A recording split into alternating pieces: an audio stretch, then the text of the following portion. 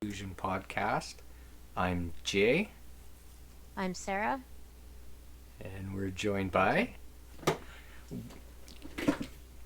Sorry, I spoke over you there. So Tim, what is it exactly that you do? Because you have many different things that you do. Yeah, what do I do? It really varies by the day, but by and large, my time is spent both in the music community as a DJ, but then also a lot of time politically as an organizer with Lead Now and also with the Democrats back in the US. I'm originally from the US, but lived in Canada for about 9 years now. And you were a part of Bernie Sanders' campaign. That's right, both of them, 2016 and 2020. Okay, so very grateful that you've joined us because, as I was explaining, kind of when we had started, we're we're fighting decades of disenfranchisement, and it's we're coming from the disabled community, but this applies to so many different people, and it's hard when telling someone the opposite of what they're used to or what's always existed for them. They kind of get defensive almost, and what we've been trying to do and what many people in the disabled community try and do is show people, yes, your advocating is important, your advocating is the blood of a movement, but there also has to be the movement, and trying to get that movement going not behind someone but just everyone together is really hard with people who politicians and politics and just the way things are kind of target people who right now for me, like I'm very open about my politics and who I support, but for me, like the people who would be voting for the change are the ones who the other parties have spent decades and thousands, hundreds of thousands of dollars disenfranchising, because those votes go against what they do, because what they do has disenfranchised, and it's this cycle. So how do you approach, so speaking not to the individuals but to like someone who really wants to try and empower and show people like, look, it's about doing what you're doing but also in a way that's moving towards something. How do you suggest we go about this a bit differently?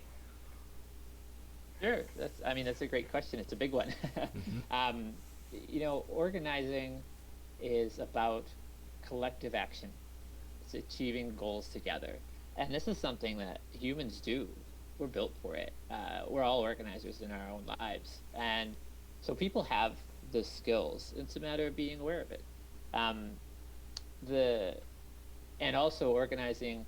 Whenever you're organizing any group of people, you always have to account for diverse abilities and perspectives, regardless of the community. So those skills are part and parcel.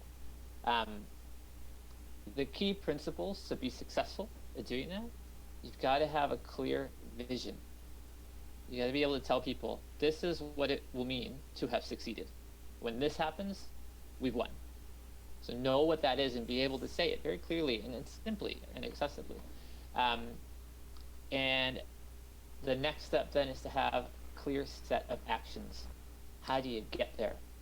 And it's got to be, we call this the theory of change, and it's just a matter of explaining, I think that this will advance us towards our goal. Here's why.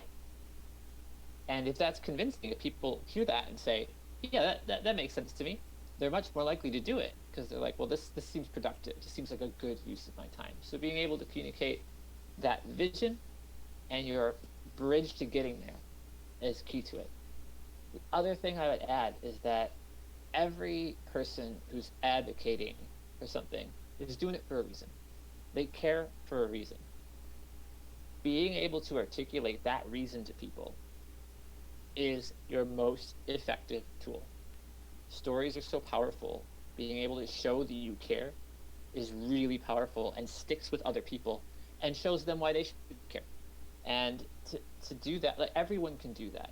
Every person has that gift, that ability. It's part of our humanity, part of our species to share stories and engage with other people. That is so powerful to do that and unlock that. Before Sarah goes on her question, the first part you said there about having that clear message. One of the main tools that's been used against people forever is division. And then you talk strictly from the disability community. You have so many different disabilities, so many different experiences, because even though yes they're suffering the same systems, they suffer it differently and it affects them and they perceive it differently. So you have one community that as a whole is a community, but then in it there's so much division. How do you unify I know I'm asking you like $1 million questions, but how do you get people to stop looking at the differences and stop focusing, and I hate to say stop focusing on their individual need, because their individual need is important, but it's still everyone's individual needs would be, I want to say, met if everyone just stopped focusing on, I need this specific thing, we all need this specific thing. So how do we, because we're all in survival mode. A lot of people are in survival mode, and it's very focused on, like, tunnel vision on I need help. Mm-hmm. So how does that, I'm asking you how you undo decades of the government things, but how can we start getting people to maybe look at themselves as a part of a bigger thing? Sure. Yeah. Yeah, that is another big question. And if I had an overnight answer, we'd already have done it for sure. There's a few things, though, that can help.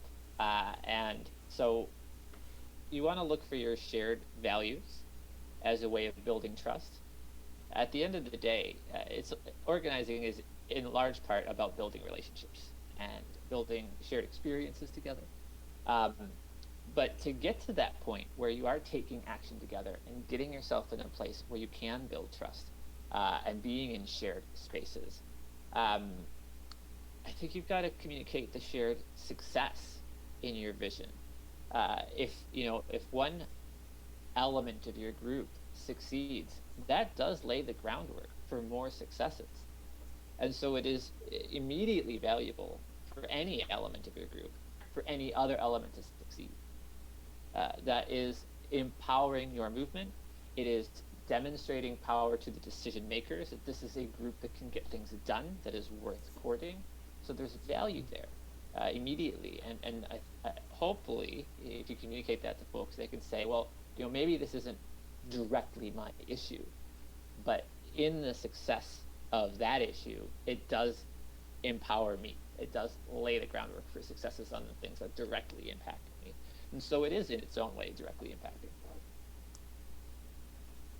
So would you recommend starting with something bigger than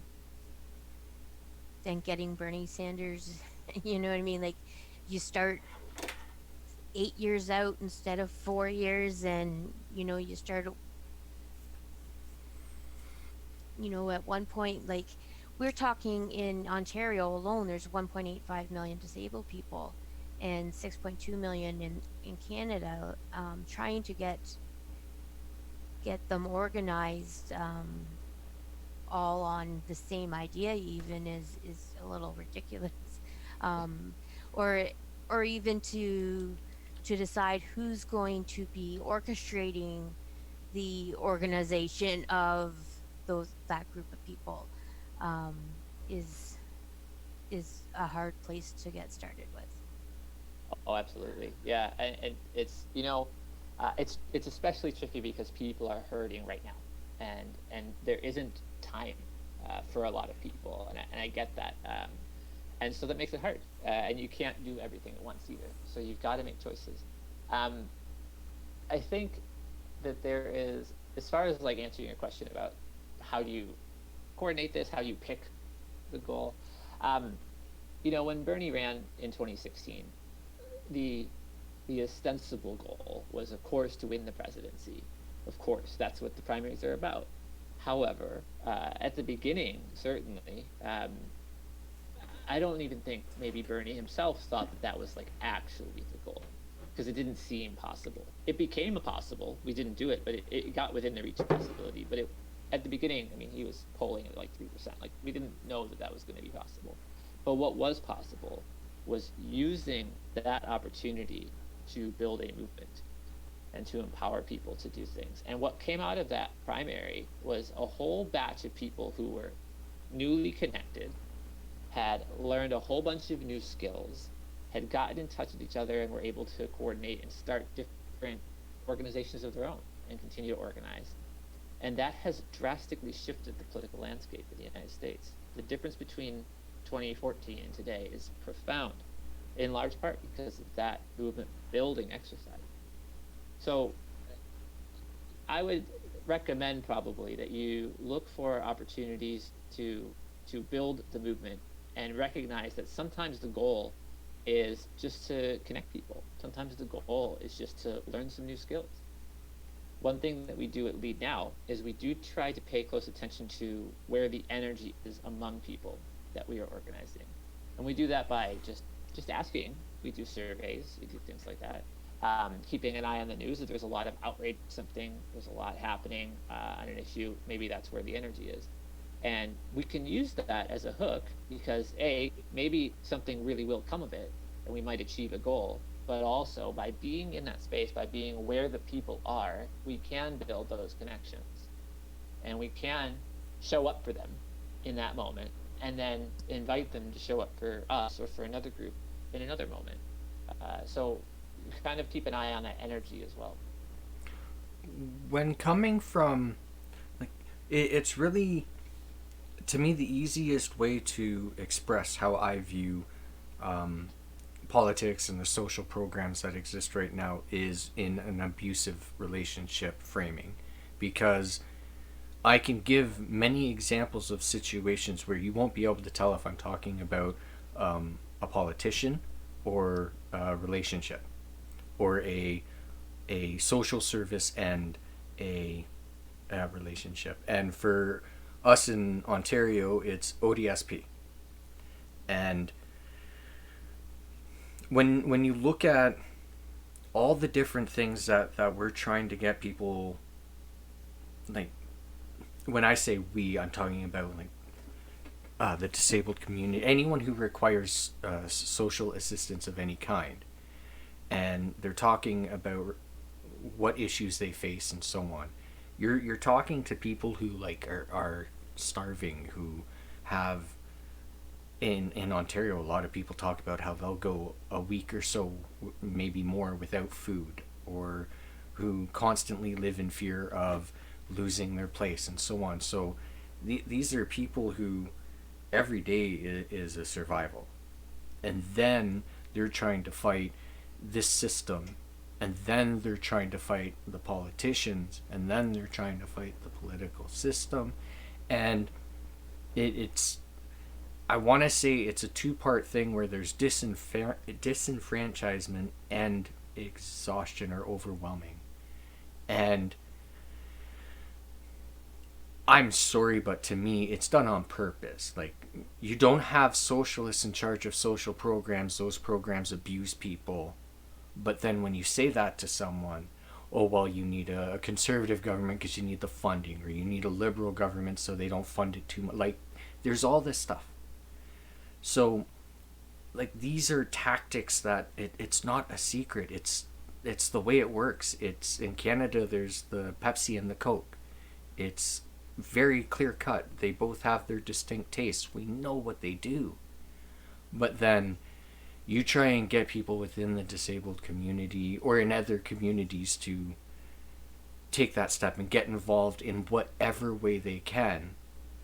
You're fighting two brands that have been part of Canadian history and culture forever, doing these things to people. And it's just this absolute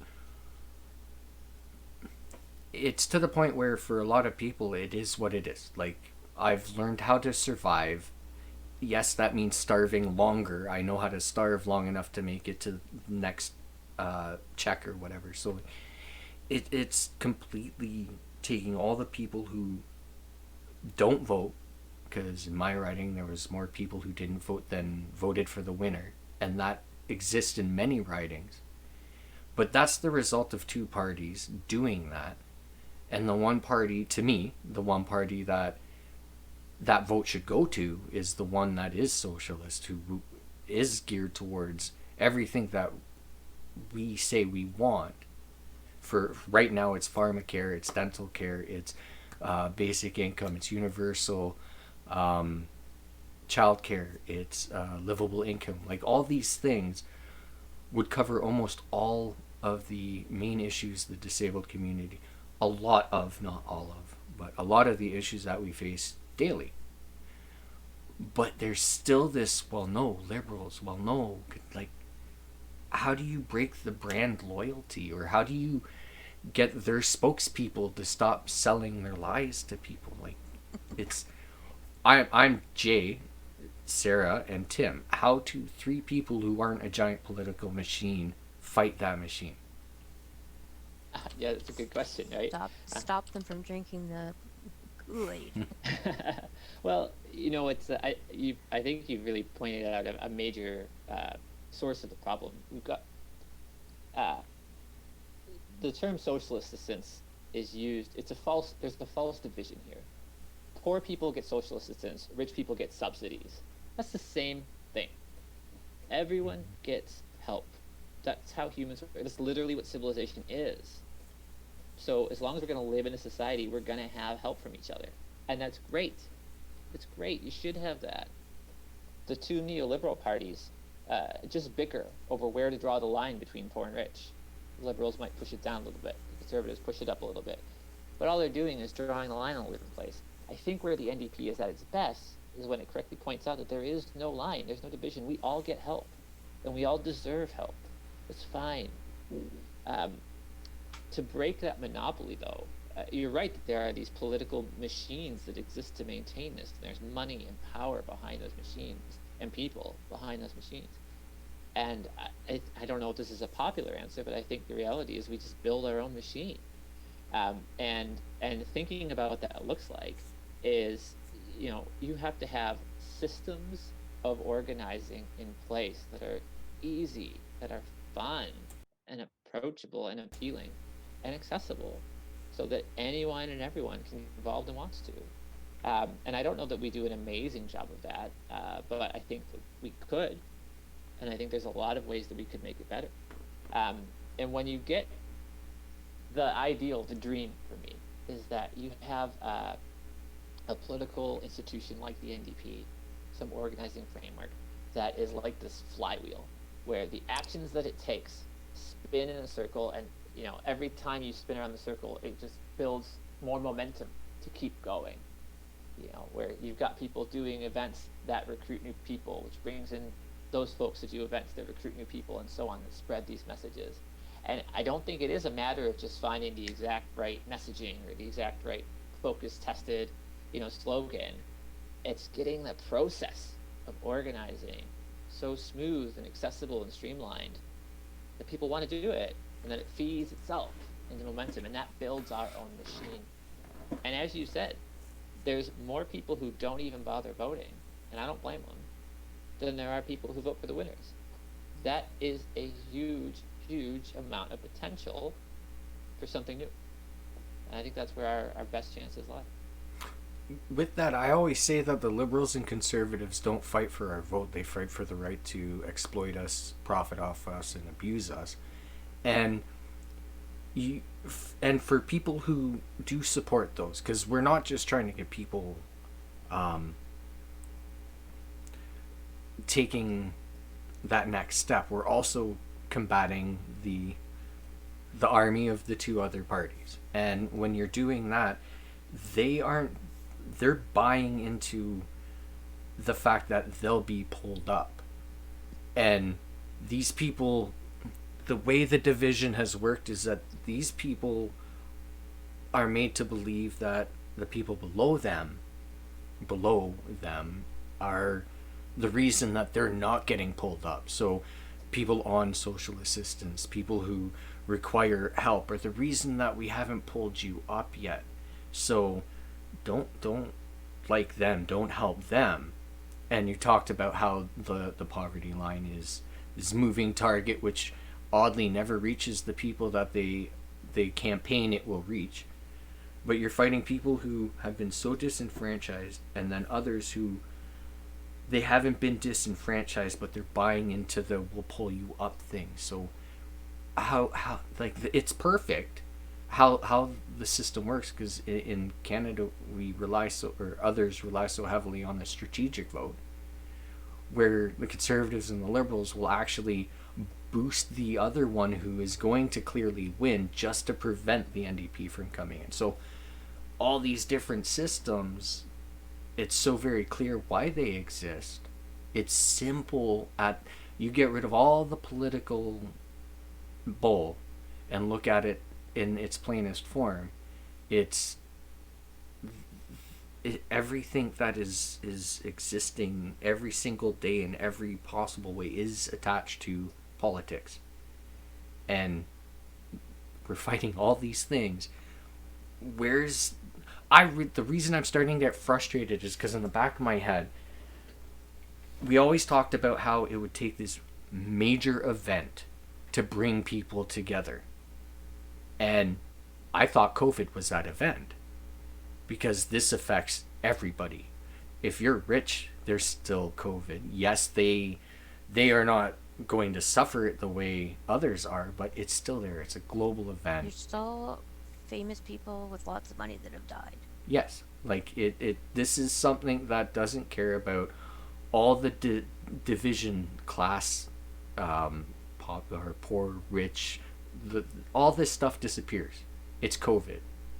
And I really thought that was where everyone's like, okay, enough of this. Let's all band together. I really thought COVID would be that. But now I'm starting to feel like I'm not seeing that huge change. So how do we make people realize that the whole division thing, stop looking at each other and finding a way to hate you for why my life isn't, why I'm not being pulled up? And this is such a super long-winded question, but how do we get people to stop looking up or down and start looking as side to side? Because that's what the real working class is it's horizontal, it's not vertical. And people really buy the idea that it's vertical. If you have a job, then people who don't are below you instead of actually beside you. So like, we're fighting. These are the simple questions that people ask all the time, but like, COVID exists. That was it's shining spotlights on all the horrible crap that I don't want to say, no, I'm going to say put up with, because we put up with it. But I also come from that it's an abusive system, and there's an acceptable level of abuse that someone will get to as a survival tactic. So how do we break all of this stuff? And specifically one person, because I've been highs and lows in my journey over the last year, and those lows aren't like, oh well, we got up high and it's a higher low or whatever. The lows, when you get momentum, are tenfold, because you're going up and then here's a low, but it's the lowest of lows. So how do I take what we learn here? No pressure. How do I take what you answer right now to somebody else, and they're gonna go and say, you know what, I've never voted, but I'll vote. Like, I'll get involved, because that's just as important as voting is getting involved too. Oh, 100%.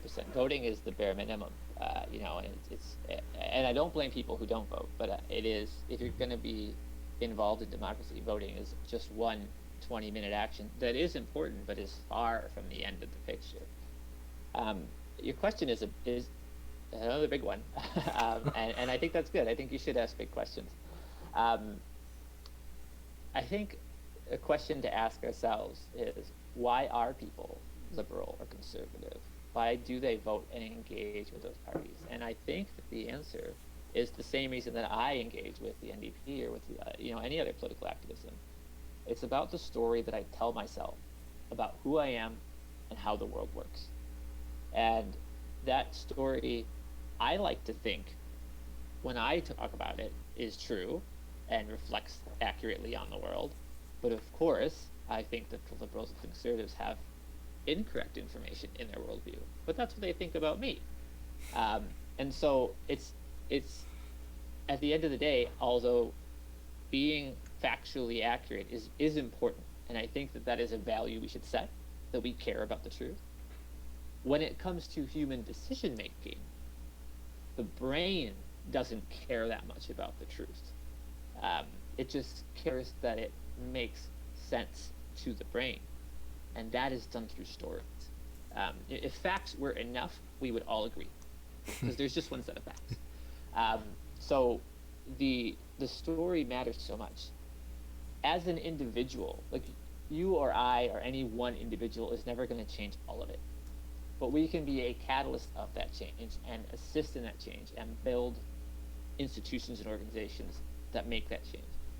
And I think that the way that any individual can best do that is to really know their own story, really know why they care, really know their set of facts, the facts that they're prioritizing and using to make this vision, and be able to articulate that to folks in a compelling way. Because that's going to stick with people. Because facts will tell you what's true, but stories are what tell people what's important.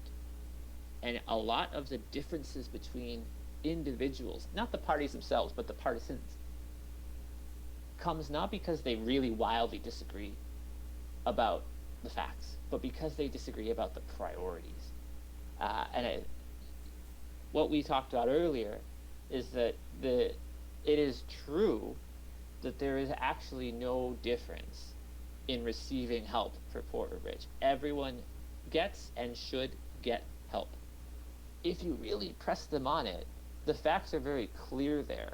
The liberals and conservative partisans would have to accept, yes, of course, rich people also get tons of subsidies. They get lots of help. When they have accepted that framework, you are now, for the rest of that conversation, talking on your frame. We have arrived at an agreement. We're playing on the same field, and it's my field. It's the field where everyone in a society gets help and should. From there, you're just talking about details, and that's a much easier fight to win.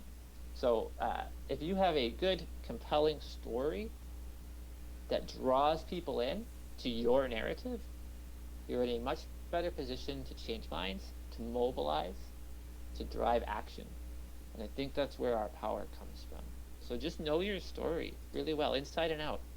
Be able to share it, practice it, get it down, and have those values shine through. Show the values. Don't just tell, like, I believe in fairness. Like, show that you believe that fairness is important and is built into the way that humans work and should work. And I think that's going to drive your best power and your most impact.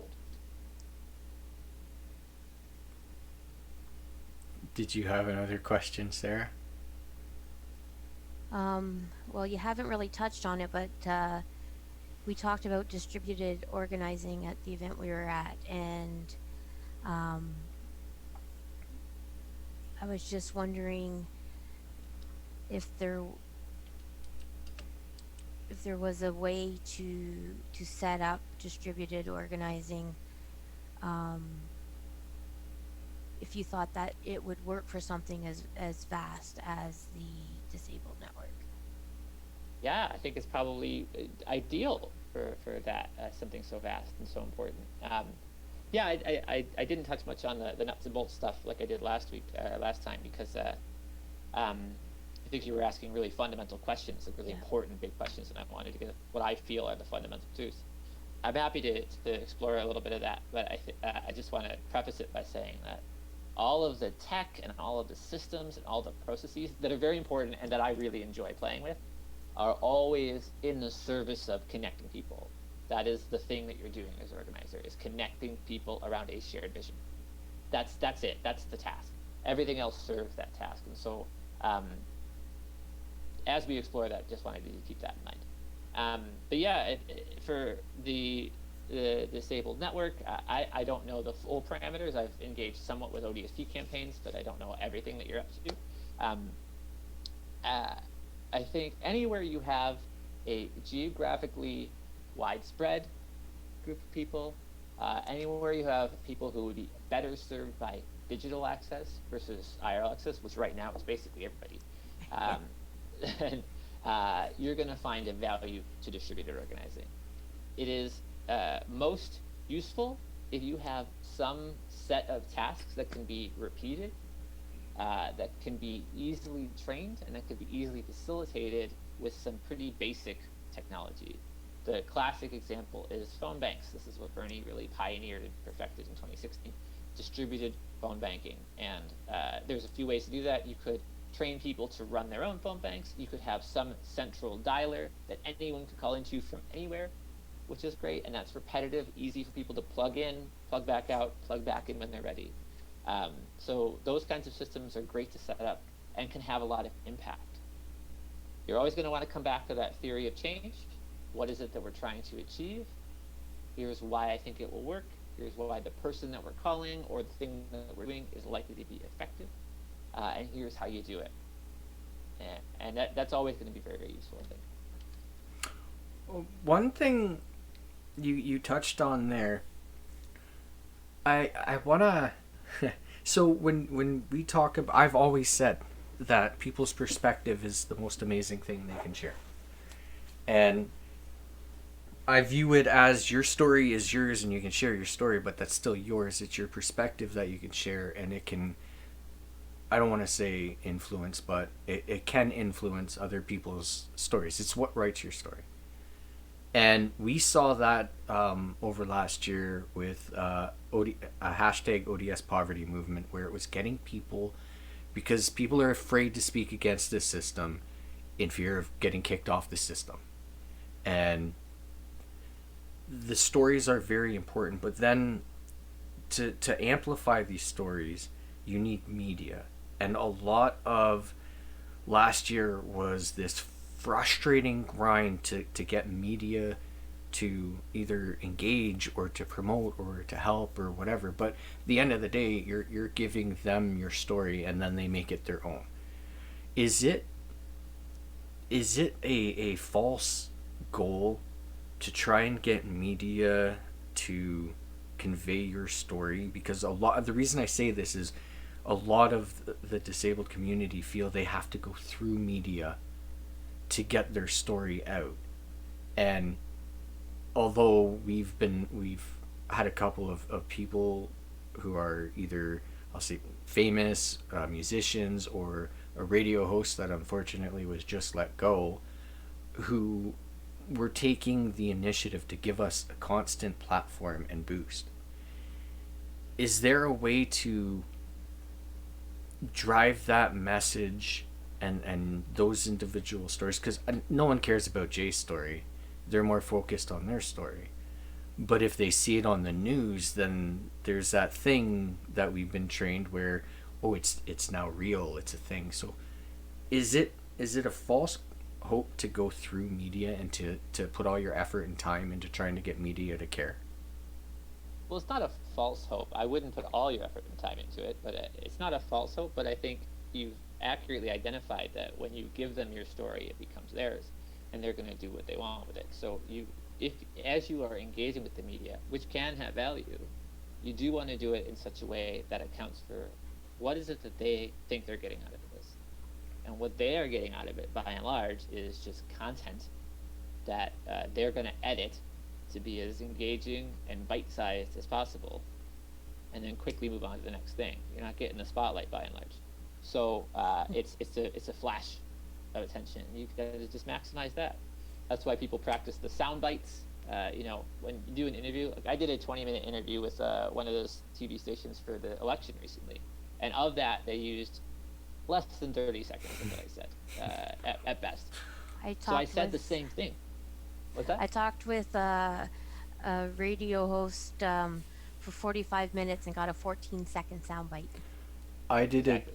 TV interview about my situation at towards the start, and after 2 hours, it was I think 30 seconds to a minute, and I have such a interwoven what the hell's going on that it made me look like a complete fool.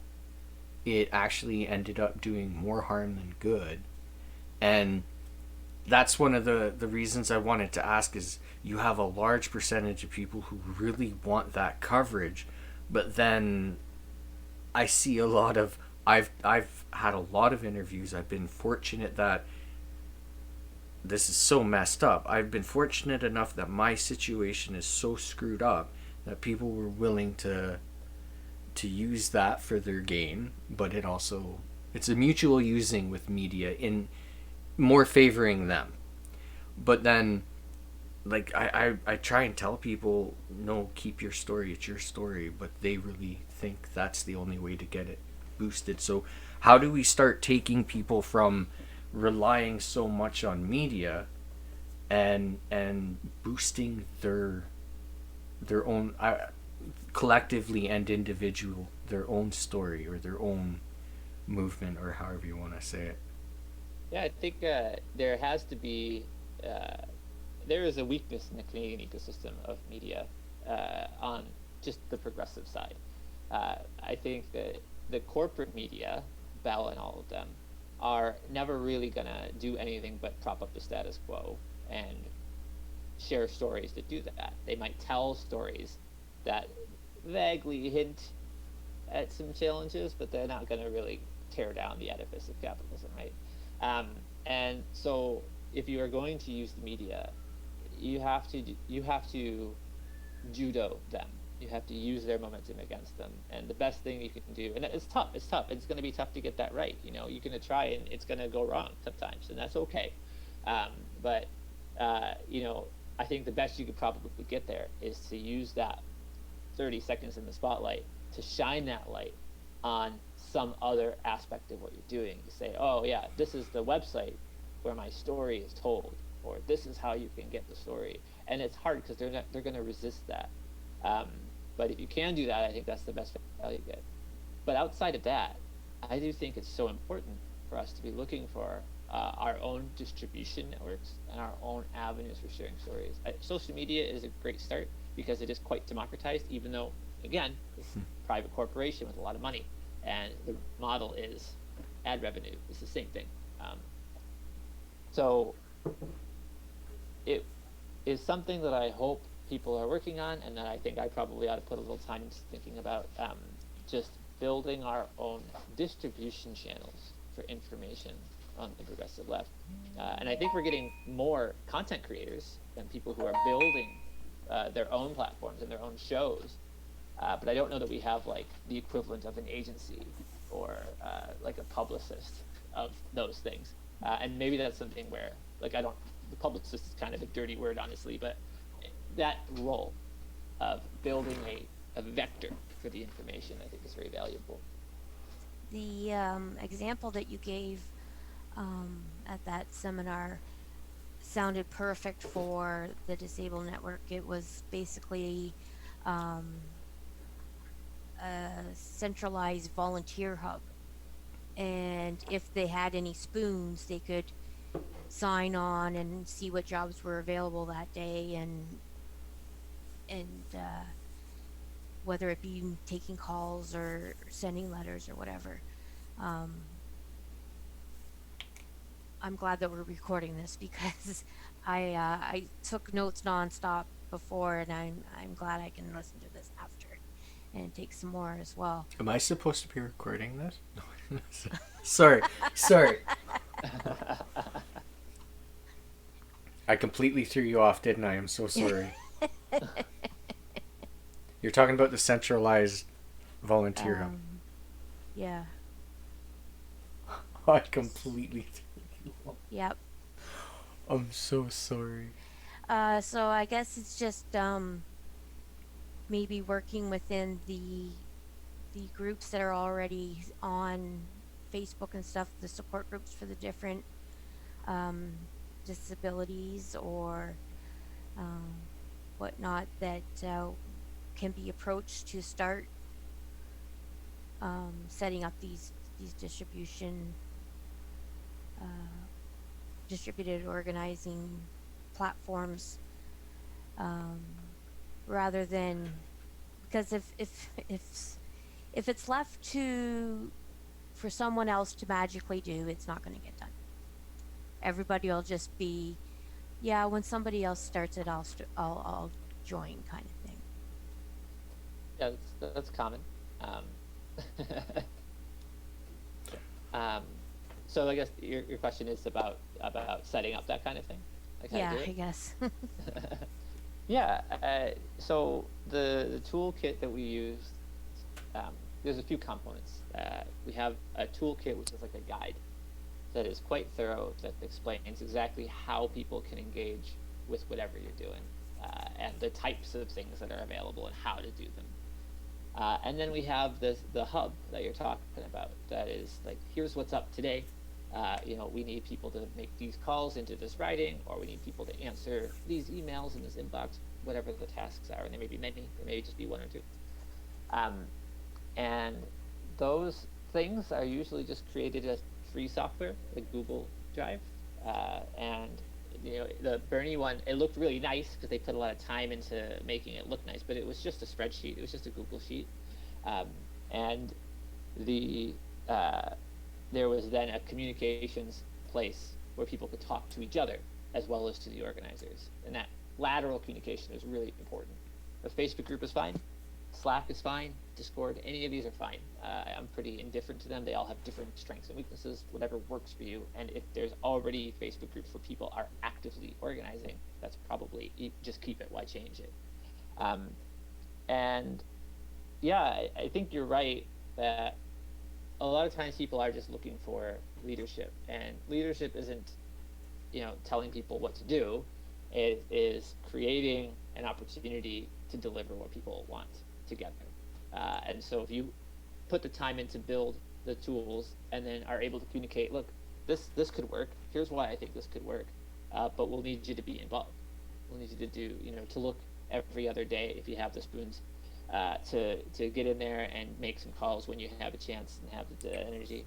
Um, and if people feel like that is convincing, then they'll start to do it. And as they see results, as they see impact, as they see that it's doable, that they feel like they like, oh, I can do this, they'll stick Instead around. of Twitter yelling at whatever, send these three tweets.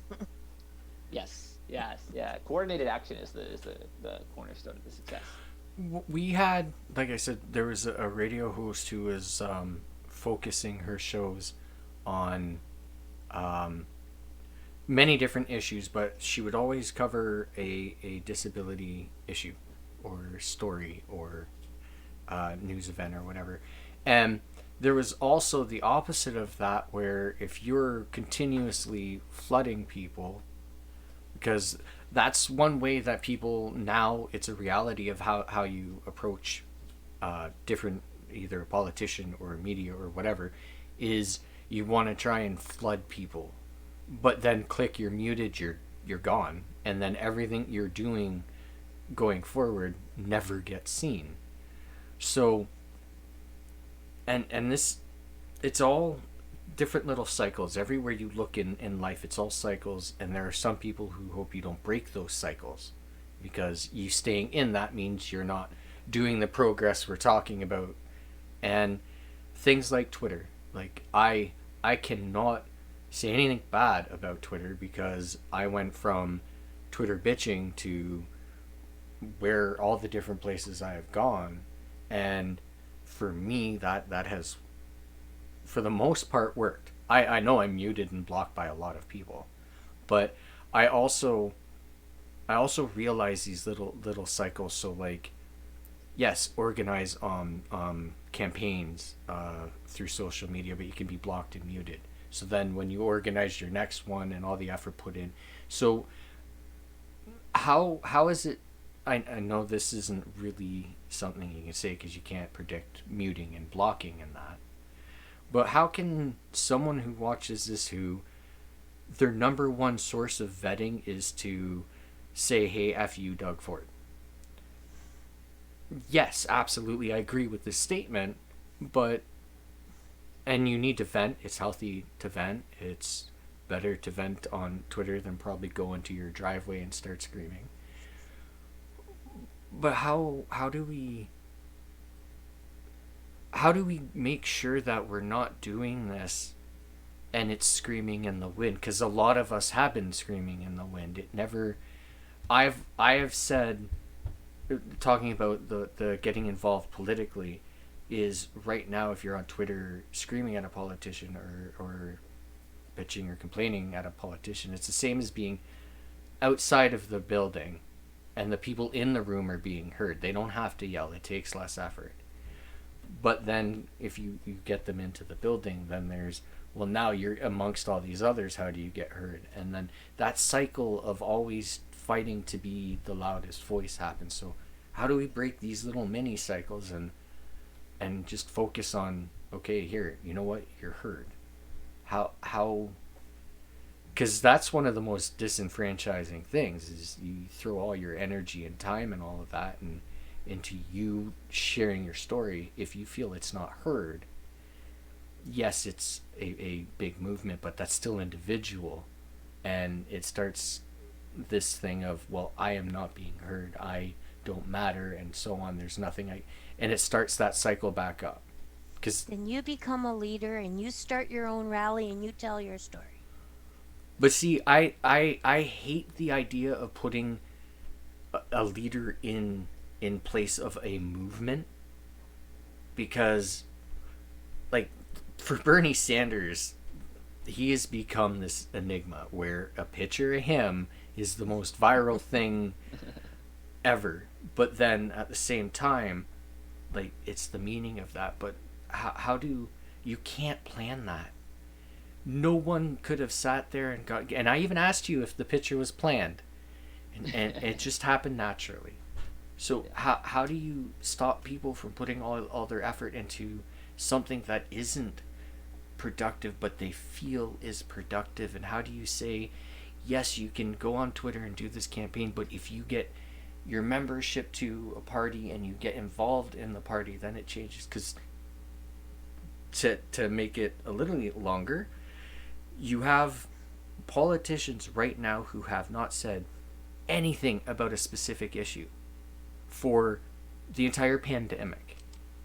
But there's currently elections coming up for Ontario and Canada in the near future. So now they're starting to talk about these issues. And you ask them to renounce or denounce or condemn their own party for doing the thing they're calling out the other party for, and they don't. But people don't care because they're buying this new spokesperson's bullshit. So now we had 2020 be this, yes, horrible year for a lot of things, but one of the good is this community started really finding its voice. But now with elections, they're looking at that leader as that politician who hasn't said anything about this issue until now, and who won't say anything bad about their own party's history, but people still rely on that leader. So I hate the idea of a leader to a movement. So how do I've almost lost my question here, but can a movement be leaderless? Can people stop looking? You'll understand when I say we need to stop looking for the next Jack Layton, because we found you, and whoever the person who's hearing this, that's the you I'm talking about. But people really desperately want that Jack Layton, or that Bernie Sanders, or that AOC, or so on. So if we're sitting there waiting for someone else, we're not doing anything. How do we stop waiting for that specific person? Well, I think, can a movement be leaderless? Sure. Is that the most impactful approach? Maybe, but maybe not. And I don't know that it's true that leadership or leaders is intrinsically bad. But I think I get where you're coming from, and you're right to be skeptical of people who put themselves in a leadership position without the bona fides, without doing the work of supporting the cause that you care about. A big part of Bernie's appeal was that, he isn't just showing up and saying these things now that it's election time. He's been saying the same things for 50 years. And that's part of why people really rallied to him. Um, like I was saying earlier, a big part of what Bernie was trying to do, and I think succeeded at, is to build this movement. And the slogan was "Not me, us." The whole point is that we are building up everyone to take part. And rather than say leaderless, I think, like, the way that I approach it is everyone has the opportunity to be the leader, to be their own leader. And the fact is that a leader or leadership is helping to choose a direction, to empower people to take action in a directed way. For Bernie to have succeeded as far as he did, it didn't hurt that he was a U.S. senator with institutional power and a platform to go with it. Like, that doesn't hurt to have that available to you and to the movement. But because so much of the focus was on using that power to empower other people, that, I think, is an excellent approach to using those things. And people are looking for direction. People want to know how they can make a difference. It comes back to that theory of change. If you are someone with a good idea and say, I think that this will work, I think this is where we want to be, I think that this set of tactics will get us there. If we all do this, then we can achieve this goal. That is leadership, and that's what people want. They want to see that, because not everyone has the idea. I don't have all the answers at all, and couldn't. So it's good to have that. What I think is important is for whatever movement we're building to be able to hear those ideas from a lot of different people, and not to just assume that the people who are leaders right now are always going to be a leader, or that they have some birthright to be a leader, and that the people who are not often heard from have every bit as much perspective and value to bring to being leaders in their own right. And that is really, really important to me. Is there a successful way to get people to realize that a lot of people think that politics is part of a career path or an educational path, and obviously there is time and money spent into making people think that it's part of the disenfranchisement tactic, but then you're also working, like I said before, there's a lot of people with food insecurities, housing like just everyday issues, and then add on COVID, add on all this stuff. So how do you, I don't know how to put this into a proper way, but how do you make someone who's got a million things to get through to survive today realize that this chunk of time here, spend that doing this, because that little tiny chunk of time overall truly matters?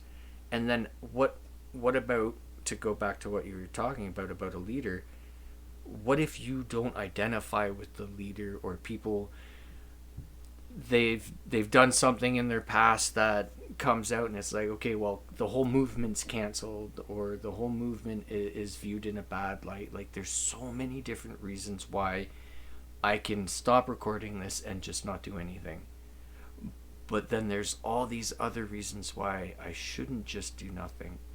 How do we get the importance of people being involved, regardless of who the leader of something is? Because yes, the leader's the spokesperson, is maybe the front facing thing, but they can do whatever if they're not held accountable by the people in politics, the party, in a movement, in the movement. But if we're not involved in it, if the disabled community's not directly involved with parties, then they're never going to be a part of the change. And before you answer, may I ask you, your typing, is it to keep notes of what I've said? Okay. I like that tactic. I really like that. I gotta start doing that. It, Yeah. Sorry. It's funny. I want to make sure I captured the things that you're saying so I can respond properly to all of the I points. ask very long-winded questions. I'm sorry. Well, that's good. That's good. You're setting the groundwork. Yeah, I mean, it is, and I think it's a bit of really the people who are not involved right now or who think of themselves as uninvolved don't have the time, whatever the reason is. The reality is that they are involved. Those decisions are going to get made. Question is, are they going to be part of making them or not? And maybe they don't care. Maybe they don't want to be part of decisions. They just want decisions to work. I think it's worth noting for folks that these discussions and decisions that happen around the discussions that happen around these decisions, if they're not in those discussions, someone is making that decision happen, and it may not be someone who has any of their best interests in mind. I really try to ensure that when I begin political conversations, which is most of them, I am very clear about what the other person cares about before I start making any kind of persuasion. I want to know what it is that they care about. And they care about something. They care about lots of things. And people love to talk about themselves and what they care about. So this is not hard information to gather. But when you know what they care about, that's your chance to relate it to what you're doing. And when you are engaged in broad spectrum politics like this, basically everything that anyone is doing relates back. You can find that connection. And once they have identified to you that they care about something, all you got to do is show how what you are doing impacts the thing they care about. They've already said they care about it. They've already said they care about what you're doing. So then it's just a matter of showing them, yeah, you clearly care about this. I'm trying to help. Do you want it to be better? Do you want it to be easier? Do you want to not have to worry about it? That's what I'm trying to do.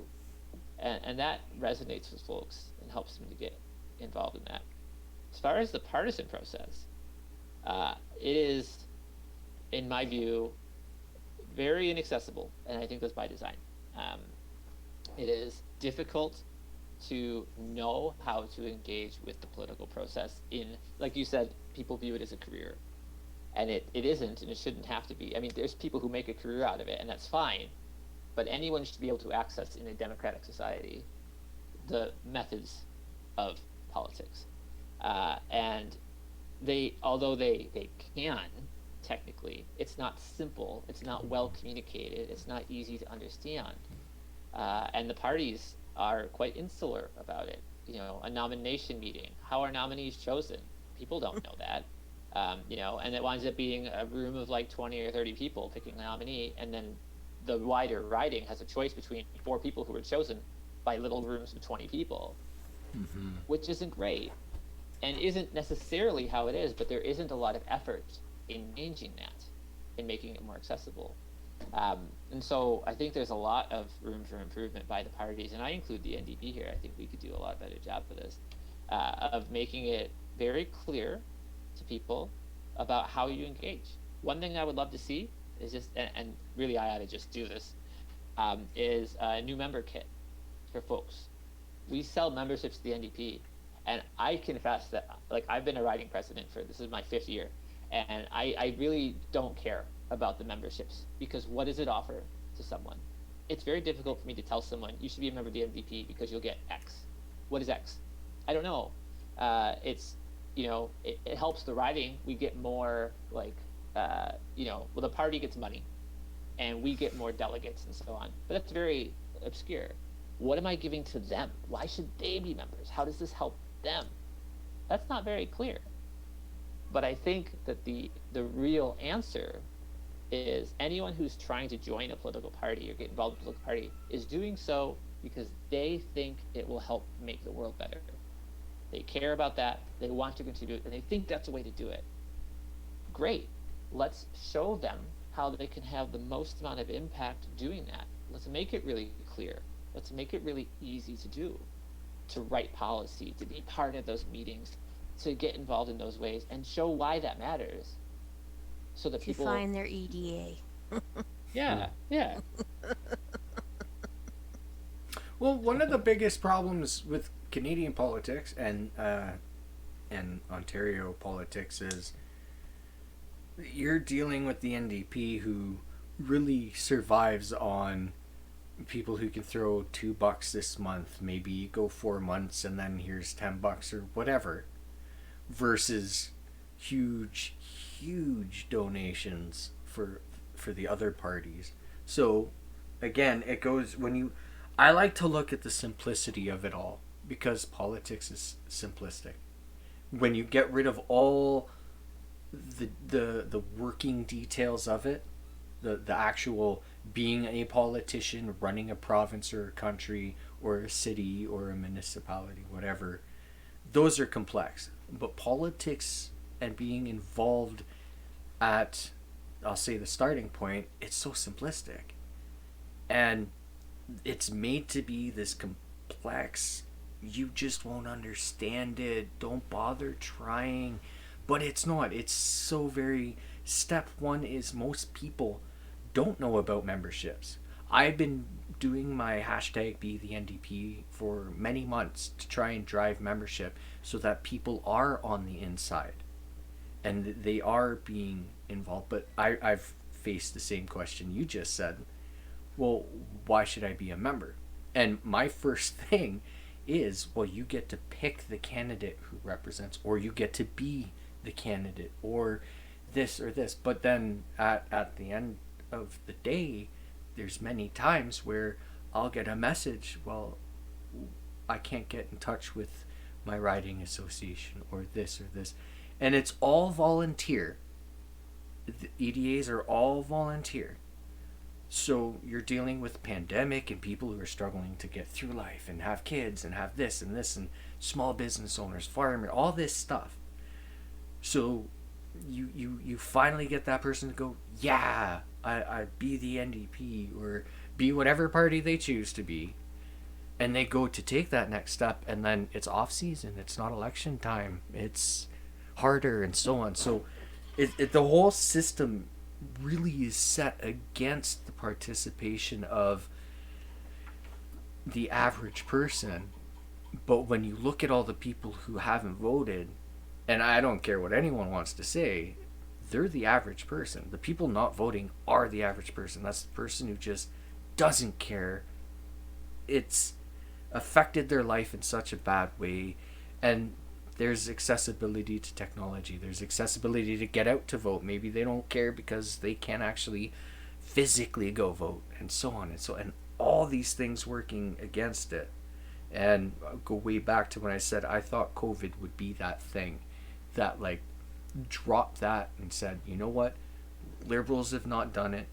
Conservatives have not done it. And me personally, I feel they are extremely abusive political entities and exploitative, I think.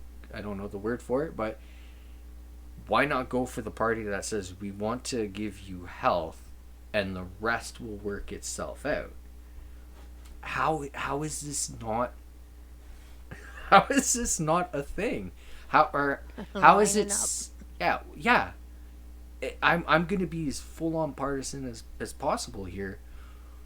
A lot of people are relying on social, either CERB or student, this and all these things. The NDP is saying, well, we'll do this, we this and this, dental care, housing, this and this and this. If everyone who didn't vote in the last election, provincial election, we'll say, said, okay, fine, I'll give my vote to the NDP because I'm not going to buy the liberal and conservative bullshit that my vote's just being wasted. I'm going to go vote NDP. And they get involved to hold them accountable. There will be a record number of people sitting there breathing down the neck of the NDP. So it changes. Things change if people get involved. People not being involved means nothing ever has to change. So I don't want to keep you forever, and I don't want to talk forever, but how do we take this? This is the perfect storm for people to get involved, because everyone is affected right now. And there's one party who is accessible, who is the easiest to get involved in, is maybe not as democratic as it should be, but if for my riding alone, that was like 23,000 people. Just boom, NDP. I guarantee you, whoever their NDP candidate that they get elected or that they elect will be beholden to the 23,000 people, and then every riding, every MP, these people are involved. Like, why? To me, it's simple. Why is it not a thing? Why isn't it? Screw what's been in place forever that's causing so much harm. Everyone, let's go do the thing that says, well, we'll change, or we're different. Not we'll change. We're different. To finalize it, I view the conservatives and liberals as abusive and exploitative. They're exploit. I don't know the word for that. They exploit you, profit off you, and abuse you. It's so very clear. It's so very clear in Ontario. But they saying, oh, we'll change, we're different, is more believable than the party that has always said, we want you to be healthy. Your health is the number one concern. The NDP, to me, are the health party, because health is the most important thing. You keep people in poor health, you control them, because you can always say, oh, well, we'll give you a bit more, we'll give you a bit more. The NDP want to do that. Why is it not like everyone wearing orange shirts and going, screw the other guys? Well, it's a good question, and I think when you lay it out like that, it does seem very simple, and it is. It's pretty straightforward. Are people hearing that message? Is that message being received by those folks? I don't know, and I think it actually comes back to another thing you alluded to, which is when it's not election time, how do you find the NDP? And it's tough. You know, people have trouble finding their EDA, and that's because between elections, we are not doing a great job of organizing. In between elections, people still care about things in between elections. We need to be caring about those things in between elections and being out there where they are, organizing with them. I'll give you a concrete example. In my riding, we have a cement factory, and it's a real pain for the neighborhood, and it's been a problem for a long, long time. And a couple months ago, a bicyclist was struck by a cement truck and killed right outside the plant. And within hours, we had a petition up on our website to shut down the plant and to move it to a new location, which is work that has been ongoing for a while. And we caught the moment and rode that energy, and hundreds of people who were not New Democrats by and large signed that petition. Those are folks with whom we are now engaging, people who saw the NDP taking action on something that mattered to them in a moment of emergency. And that's organizing. That is being where people are and showing them some collective action. We can express this together that we want this shut down. And we got the councillor to have to come in and say, okay, well, we can't shut it down, but we're going to move it by May. So they're going to move out. You've got to have that ability to do things between elections, to be present for people, and then they get your message, because now we can follow up on that and say, hey, we've succeeded in this. What do you think we should do with the space? Let's make it a park. Now we're helping to set the agenda for that and mobilize people that way. So using that in between elections to organize, that's how you get your message to those folks, so that it becomes simple when election time does come, because they trust the NDP has their interests at heart, because we've proven it and have done the work for it. The other thing that I think is important is making sure people know what not voting means, because I think a lot of people believe that not voting is an expression of discontent. I don't like the system, I'm not going to participate. In reality, the people who are in power see not voting as an expression of contentment. Everything is fine. Mm-hmm. I don't need to change it. And I think that's a big disconnect. So communicating that to folks is important as well. The last thing I'm going to touch on, because you did also mention this about the donors. It is definitely true that, you know, any grassroots party like the NDP is not going to have the big corporate donors, the big billionaire money, and we don't want it, and that's great. I am hesitant to say that is actually an additional challenge, and I would have before, but after seeing Bernie do it, we out fundraised everybody, and not by a little bit. I mean, in March of 2020, we raised $100 million, I think. Um, that was all small dollar donors. Now, obviously, America has a lot more people, um, and Bernie had at that point quite an operation. We're not there yet, but the potential is there, and I think that we would do ourselves a disservice to not believe that we could out fundraise the liberals to conservatives, and I think that we can. I don't know that I don't know that the approach we're using is going to get us there, but I do think that it is a possibility that we should be open to, and that we shouldn't take it for granted that they're always going to have more money than us. We have more people, we have more resources in time and energy, and if with enough people pulling together, $5 or $10 is enough from each of them. So I think that is an opportunity we should be open to. Can I challenge you on something you just said? And I want to say, oh, I don't mean it in a confrontational way, but I do. Sure. It's the cement factory. Mm-hmm. Right now, in many places, but in Ontario, long-term care homes, there is zero reason that this stuff should be a situation at all, but to be a maintained situation. And it's not like the province has been quiet about it. It partisanship disappears when there is such a large amount of people dying. It's not like all NDP are dying, it's people are dying. And you have the NDP who have been very vocal about it. You have a whole bunch of doctors. Everyone is vocal about it. And at the end of the day, the conservatives, for some reason, when there is this type of situation where to me and to many people, but I'll speak for me, it is social murder at its most crystal clearest. But it's still an issue. So when we have situations like this, you take the situation with the cement truck and there's lots of instances, unfortunately, especially around Ottawa, where there's these old city streets and garbage trucks and big trucks and stuff like that. It happens all too much. But there are big movements that come from that. But here is a large event, a large amount of death, a large amount of suffering. It's not just residents, it's staff, it's everyone is I very few people, I would hope, are okay with this. But it's still a thing, and it's been a thing. And when you see people, when you talk about what you just talked about get involved, and they say, yeah, but look what it's doing for long-term care.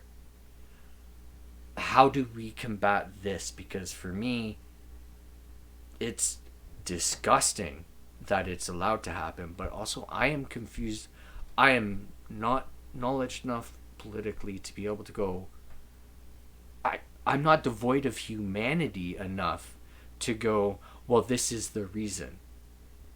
It shouldn't happen, but it is happening, and it just can't, it's not changing, and we're expected to wait for a political change, a party change, for this to happen. So when that's what people see, and that's the reality, when we say get involved politically, like, if they counter with that, how do we combat that? The reality of what's going on right now is tied to, everything's tied to politics. But this is because of the party that's in place. But why can't people get involved now to stop the long-term care situation? It's almost like we talked about, not like the off-season of politics, the non-election season. But right now it's not an election. A lot of people want that situation to end immediately. But we're powerless to change that situation. At least I think we're powerless because it's still going on. So how can I convince people, yes, it matters, but there's no power that I feel we have to stop this. It's all up to the conservatives. How You are sorry, I'm gonna end there because I'm gonna go into this cycle because it's a triggered thing. Sure. The long-winded stuff is a triggered response because what I'm talking about has triggered some stuff. So, sorry. Sure, totally. No, it's totally fine, and it, I don't blame you. It's a brutal situation and inhumane. Uh, I think that you and I right now in this conversation are using situation as a shorthand to describe the whole problem with all long-term care homes. That problem, that huge problem, is overwhelming for any one person to think about. But it is, in fact, many situations of individual long-term care homes. Because of the framework in which they exist, each of those situations has been allowed to fester and been allowed to go very bad. An individual person in a individual riding may care very much about their local long-term care home and feel empowered to impact that one. I think there is, when you are trying to convince people of things, the strength of your message is part of it, but the strength of your bond with that person is another really big part. And this is why that organizing locally is so important, because you can have a good direct bond with people there. Yes, we are, in the aggregate, relying on the Conservatives, much to our dismay, to try and fix this whole situation, and unlikely that they're going to do a good job of it, I think. It is at least the case that they are aware that it's a problem and feel that they have to at least profess to think that it's unacceptable. I don't know that they really do, because if they did, it would probably be fixed. But they feel they have to say that it's unacceptable. So that's something. But where people can make a big difference is that the Conservatives is an aggregate of lots of individual people who are MPs, or MPPs rather. And those individual MPPs are always making a calculus in their head about issues that they need to care about, and how much action they got to take, and how much money they got to spend. And that calculus is heavily weighted by their thinking about re-election. And you don't vote for the Conservatives. You vote for Doug Ford or Christine Hogarth or your MPP, or you vote against them. And so they are very concerned about voters in their riding, and you don't need that many to flip a riding in a lot of places. So there's a lot of value in any individual riding organizing around the long-term care home issue in their long-term care home, about their long-term care home, in their riding or one nearby. And if that's happening in several ridings, that is what is going to drive the calculus for the Conservatives as a whole, because their majority government depends on winning those ridings again, and they're making that calculus as a group. So your best moment of impact, or means of impact there, is to organize in your riding, and ideally have others doing the same in theirs. And that is a much more approachable piece of impact, because you can get your MPP really bothered. You can get them to see the kind of momentum that you have around it, and how much people care about it, and how angry they are about it, and make them feel like, oh crap, I am going to lose my job if I do not do something about this, and if I do not make our government do something about this. And it's very personal when it is your own long-term care home, when it is your own neighborhood. People, even if it's just the neighborhood name is familiar, that familiarity is a big hook. It helps a lot in getting people to feel like they care, in a way that is not abstract. They really directly care. So do the organizing in your local community. It's worth it, and that is, ideally, the NDP would be organizing that in all the ridings, so that it was happening across the board. That would be the optimal situation. Yeah, they should be doing that like for the short game, and then the long game would be majority government in 2022. Exactly. And that's how you get it. That's how you get the majority government. You be in the situations where communities have problems, and be seen to be solving them, to be working to solve them, to organize people to solve them together.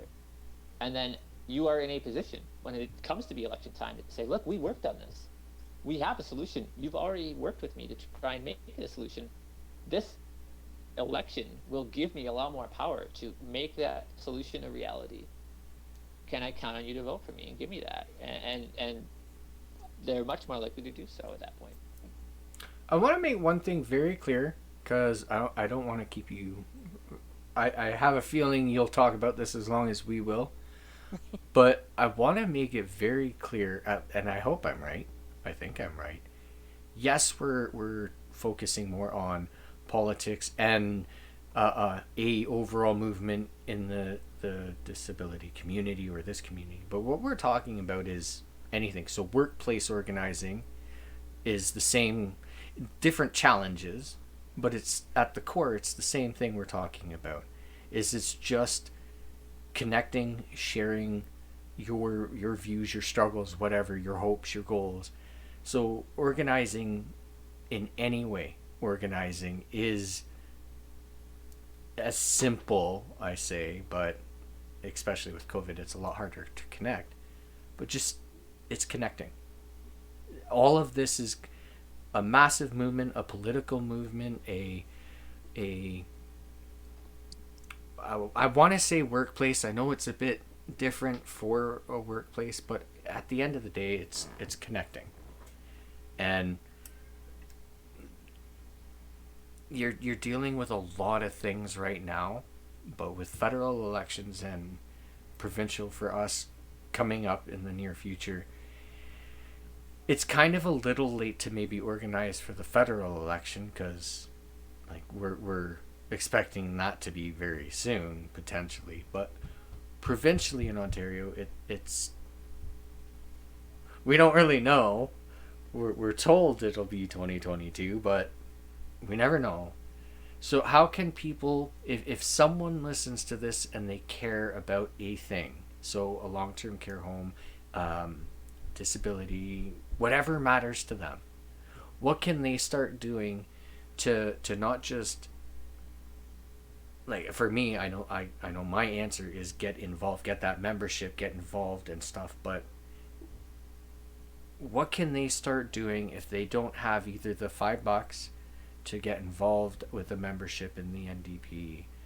How can they work within the most extreme limitations to be able to start organizing? So if I don't have the internet, if I don't have a computer, if I have to go to a library, which not a lot of people have been able to access the internet over the entire pandemic because libraries are closed, how can someone who doesn't have the privilege of having Zoom, having Twitter, having a phone, all of this, how can just a someone start to work down this path? Like to take what you say and go right now and make that first step. Because I hope that you have been able to talk to everybody. You've talked about how from the rich to the poorest are both required to have the same. It's all the same no matter who you're talking about. It's just experience different. They get help, which is very different from how the poorest will get help, but all these things matter to everybody. How does someone who the lowest possible person can go out there and start that? Yeah, it's a good question, and I think an important one, probably the most important one. In the obviously in COVID, it's very difficult if you don't have a computer or a phone, smartphone, to engage.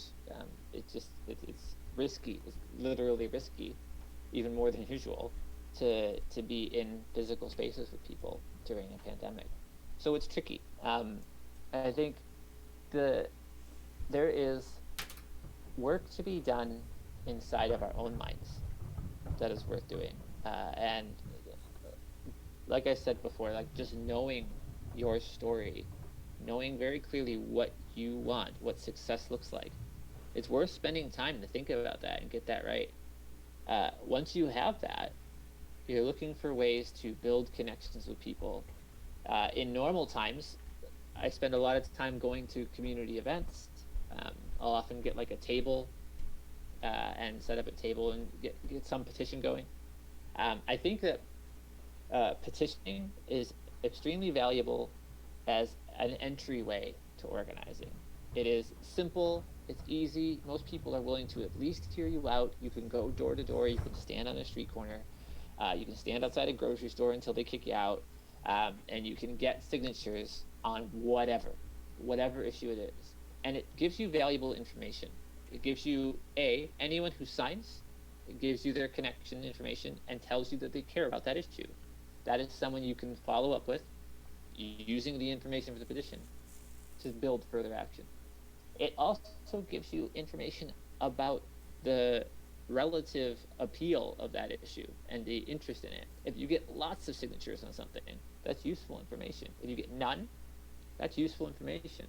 So that is a great entry level organizing tactic that anyone can do, and particularly any time. Similarly, if you have a leaflet you can put together and print off at Kinko's. I don't even know if Kinko still exists, but the library often has a printer as well that you can use. You can drop leaflets off in mailboxes pretty much any time. And what is useful there is you can give people a little bit of blurb and then a next action, like, hey, if this matters to you, give me a call or swing by. So there are some IRL approaches. Again, just much more challenging in COVID. Hopefully that will alleviate somewhat this year. IRL is in real life for anyone who doesn't know. Thanks. So I hope that answers your question. I will have to bounce out because I'm finishing installing a battery in my car and I don't want to lose the last of the sunlight. Well, thank you so much. You have been the perfect encapsulation of everything that I have been saying or trying to say for well over a year. And I was smirking at the petition because Matthew Green sponsored my federal petition, which led to us connecting, and this is a result. This conversation is a result of the petition. So thank you so very much. I'm sorry, Sarah, that I talked so much and asked most of the questions. No, that's fine. Thank you very before you head out, throw out a pitch to whatever has meaning to you.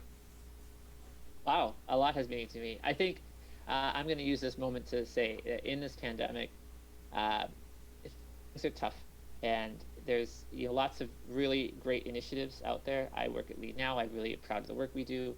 I love the work the NDP is doing, especially Matthew Green, I think, is doing great work. But find any of them that matters to you, because for me, at least, I have found that it really provides a lot of meaning to be part of those groups and those spaces and to be finding solutions together.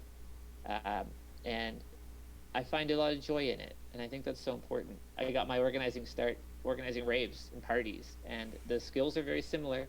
And I will go right back to it as soon as the pandemic's over. I'm doing it online now. And I think the biggest lesson that came out of that for me is that if you make it fun, people want to do it. A rave that people want to go to is going to be successful. And it applies to building your movement. Make it fun.